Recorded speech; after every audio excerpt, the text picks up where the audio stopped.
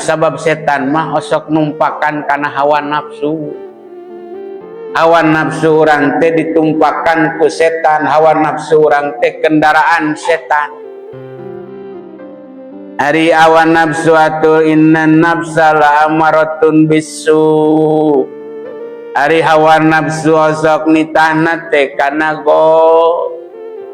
goreng hawa nafsu mah. Nu mata hawa nafsu lamun teu diatur kurang nya. Jadi atur eta hawa nafsu ku jiwa urang eta hawa nafsu salawasna teh bakal ngajak kana goreng jeung kana goreng hayangna teh ngagorengkeun batur wae salawasna hayangna teh ngagorengkeun dulur wae salawasna itu hawa nafsu kan eta hawa nafsu. Moal pernah tenang hawa nafsu mah ningali nu bener diomongkeun geus boga ningali nu salah mah nya. Ningali nu geulis diomongkeun nu goreng patut lagi diomongkeun nya cek urang mah naon untungna naon rugina ngomongkeun kagorengan baturnya da teu perlu